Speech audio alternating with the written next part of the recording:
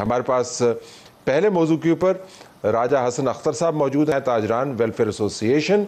राजा साहब बहुत शुक्रिया, आपने हमें ज्वाइन किया। कोर्ट की प्रोसीडिंग्स हमने देखी। कितना बड़ा मसला है इमरान खान का धरना और कंटेनर बंदिशें? सर ये जो अगर देखा जाए तो ये बहुत बड़ा मसला है।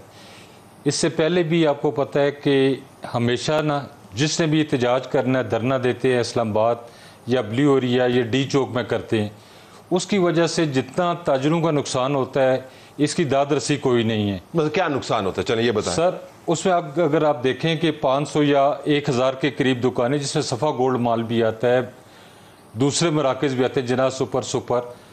जब इस तरह की सिचुएशन होती है तो कोई भी फैमिली या कोई भी मार्केट में गाहक नहीं होता। ठीक, उसमें यह है कि जो अभी आपको पता है कि दुकानों के किराए कितने हैं। एक दुकान का जो छोटी दुकान है 12 बाई 32, उसकी किराया भी 2 से 2.5 लाख रुपया है और एक्सपेंडिचर डाल के 30,000 रुपया पर डे बनता है। तो जरूरी नहीं है कि ब्लू एरिया के अंदर रेड जोन में जो हंगामा हो उसका असर वहीं तक मौजूद हो। आप फरमा रहे हैं कि सारे इस्लामाबाद में फैलता है और हर मार्केट जो है बंद हो जाती है और गाहक चले जाते हैं। दूसरे शहर से जो आते हैं या पिंडी से कहीं से भी आते हैं, वो उनका आना रुक जाता है।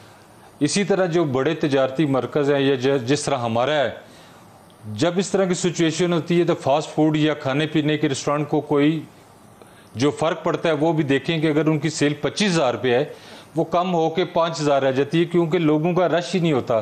क्योंकि उनके जिस तरह के इस्लामाबाद के लोग हैं उनमें एक थोड़ा सा होता है कि जहन में कि पता नहीं आगे हालात कैसे हैं। अच्छा, ये आपने जो बताया ना कि ये जो गैर यकीनी की सूरत हाल है, इस मरतबा का जो धरने का जो स्यापा जिसको कहते हैं वो मुसलसल चल रहा है कि मैं अब पहुंच रहा हूं, मैं अगले हफ्ते आ रहा हूं, मैं उससे अगले हफ्ते आ रहा हूं।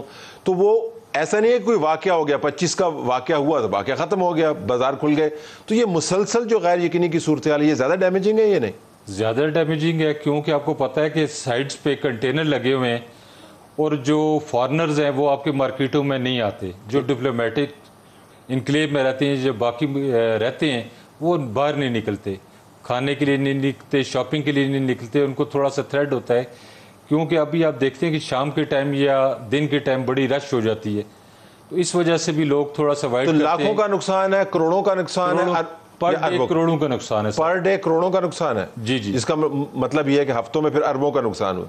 इसी तरह ही है सर। तो आप क्या तवक्को करते हैं, फिर इसका क्या इलाज क्या किया जाए? सर हम ये चाहते हैं कि जो रेड जोन का एरिया है, यहाँ पे किसी भी सियासी जमात को इजाज़त नहीं होनी चाहिए कि यहाँ पे आके धरना दें, यहाँ पे लॉन्ग मार्च करें या एहतजाज करें, क्योंकि उनके लिए कोई अलग जगह मुख्तस हो जाए। मसलन किस जगह पे इस्लामाबाद में आपके ख्याल में कौन सी जगह ऐसी होगी जहाँ पे कोई जलसा वलसा होगा तो आप पे असर नहीं पड़ेगा? कोई ऐसी जगह है? सर परेड ग्राउंड में रख लें, ठीक है, या शहर से बाहर कोई ऐसी इनको जगह बना दें जहाँ पे ये एहतजाज करें, जो मर्जी करें, जिससे शहरियों को नुकसान ना हो, ताजरों को नुकसान ना हो। क्योंकि आपको पता है अभी धरना शुरू नहीं हुआ तो स्कूल में बच्चों को छुट्टियां दे दी जाती हैं और बाकी हॉस्पिटल जिसने जाना है फिर कौन करवाएगा? राय साहब, ये कौन करवाए?